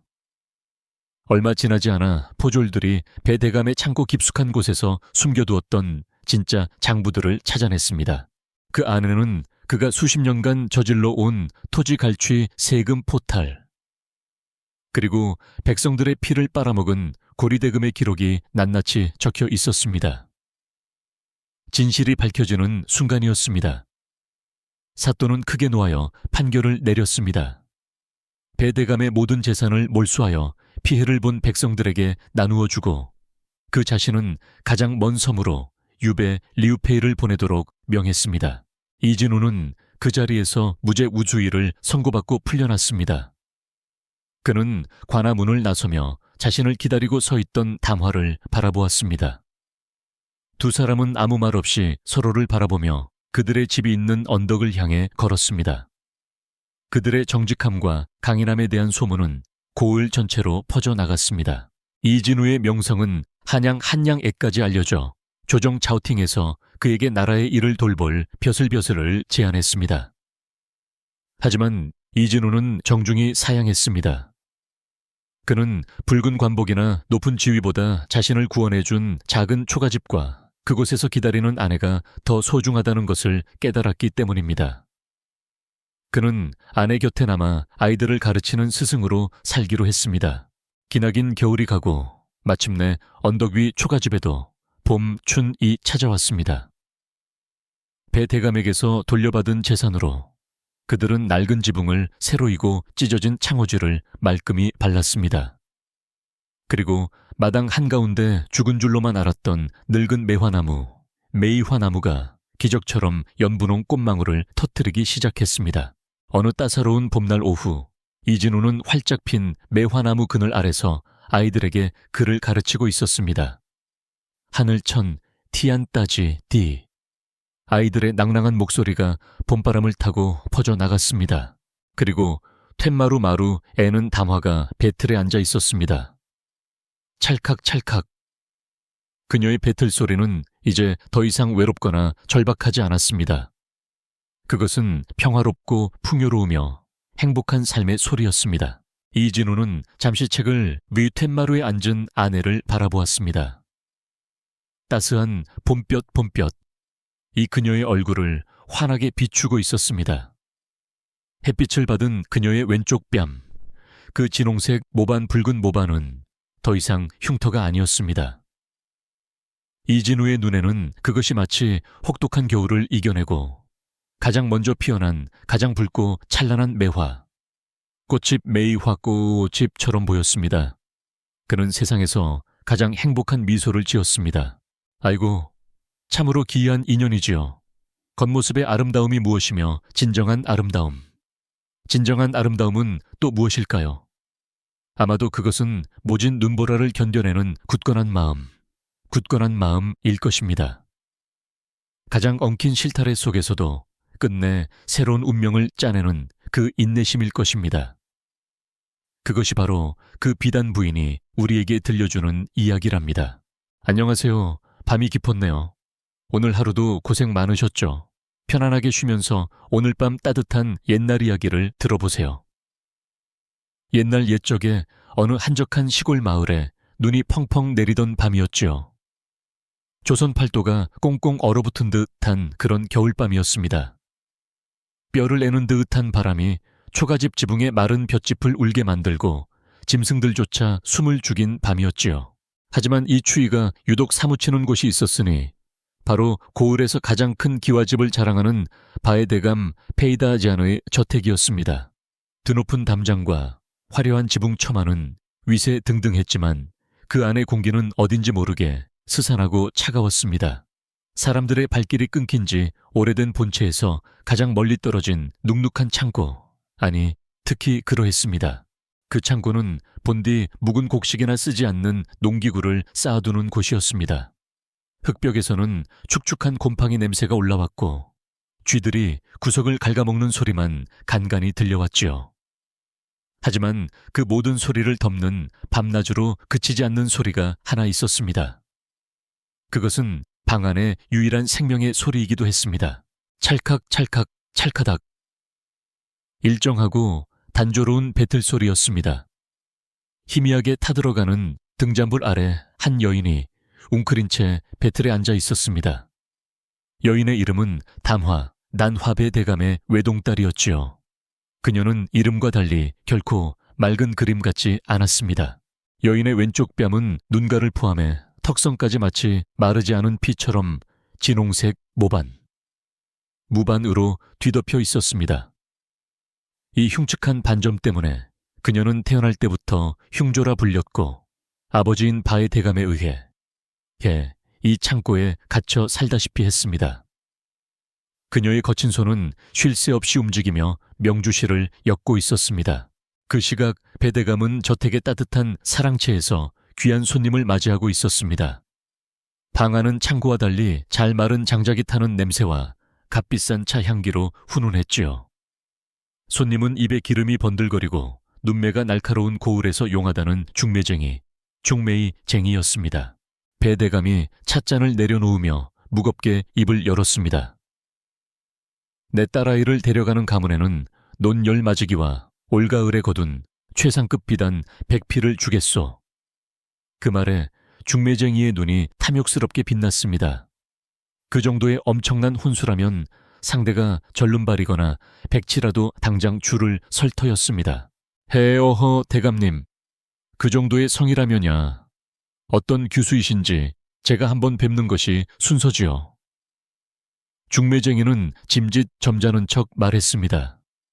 배대감은 잠시 망설였으나 이 기회마저 놓칠 수 없다는 듯 하인에게 눈짓했습니다. 데려오너라. 곧이어 창고에 낡은 문이 삐걱거리며 열리는 소리가 멀리서 들려왔습니다. 잠시 후 담화가 사랑채 문지방에 섰습니다. 그녀는 그림자처럼 조용히 들어와 방 한가운데 엎드려 절을 올렸습니다. 그녀는 고개를 너무 깊이 숙이고 있어서 중매쟁이는 그녀의 얼굴을 제대로 볼 수 없었지요. 고개를 들어보거라. 중매쟁이가 재촉했습니다. 담화는 천천히 아주 천천히 고개를 들었습니다. 등잔불 빛이 그녀의 왼쪽 뺨을 정면으로 비추었습니다. 중매쟁이는 순간 숨을 들이켜는가 싶더니 곧 경악과 분노로 얼굴이 일그러졌습니다. 그녀는 입에 머금고 있던 빌랑 물을 마룻바닥에 탁 뱉어버렸습니다. 이보쇼 대감, 지금 나를 이따위로 모욕하는 것이오. 중매쟁이의 찢어지는 듯한 목소리가 방 안을 울렸습니다. 이런 흉조총자오를, 이런 흉측한 것을 어느 집안에 드리라고 나를 부른 게요 재수가 없으려니. 그녀는 개거품을 물며 자리에서 일어나 뒤도 돌아보지 않고 나가버렸습니다. 담화는 그 모든 모욕을 묵묵히 받아냈습니다. 그녀의 어깨는 미동도 하지 않았습니다. 그녀는 그저 조용히 몸을 돌려 쿵쾅거리는 아버지의 분노를 뒤로하고 다시 창고로 향했습니다. 배틀 앞에 다시 앉은 그녀의 손등 위로 뜨거운 눈물 한 방울이 떨어졌습니다. 하지만 그녀의 손은 멈추지 않고 다시 비단을 짜기 시작했습니다. 한편 그 시각 마을 저작거리에 가장 후미진 골목, 탁한 술 냄새와 땀 냄새가 뒤엉킨 투전방 투우챔방은 사내들의 고함과 욕설로 질식할 듯했습니다. 그곳은 법도 체면도 없는 밑바닥 인생들이 모이는 곳이었지요. 그리고 그 한가운데 몰락한 양반 가문에 이진우 리젠요 선비가 있었습니다. 한때 그는 고을에서 가장 총명한 두뇌로 장원급제를 꿈꾸던 인재였습니다. 하지만 아버지가 돌아가시고 가세가 기울자 그는 현실을 도피하듯 술과 노름에 빠져들었습니다. 이제 그의 말끔했던 도포다오파오 자락은 술과 때에 절어 누더기가 되어 있었습니다. 마지막이다 이번 한판에 모든 것을 건다 이진우는 붉게 충혈된 눈으로 소리치며 가문 대대로 내려온 마지막 남은 선산 셴산 문서까지 던져 넣었습니다. 투전방 안에 모든 소리가 순간 멎었습니다. 모두가 그의 손에 들린 패를 주목했습니다. 패가 뒤집히는 순간 정적을 깨고 조롱 섞인 웃음소리가 터져 나왔습니다. 이진우는 망연자실한 채 바닥에 주저앉았습니다. 다 잃었다. 조상님 뵐 면목이 없구나. 그의 손이 허공을 잡으려다 힘없이 떨어졌습니다. 그는 이제 빈털터리 신세를 넘어 막대한 빚더미에 올라앉게 된 것이었습니다. 바로 그때 투전방의 문이 거칠게 열리고 험상궂은 사내들이 들이닥쳤습니다. 그들은 배대감의 산호비, 시두비들이었습니다. 그들은 이진우의 멱살을 움켜쥐었습니다. 이 선비님 배대감께서 찾으십니다. 밀린 빚을 받으러 오셨다지요. 이진우는 짐짝처럼 끌려 나갔습니다. 차가운 밤 공기와 함께 쏟아지는 눈발이 술에 취하고 절망에 빠진 그의 뺨을 때렸습니다. 그는 배대감의 넓은 저택 마당에 내동댕이 쳐졌습니다.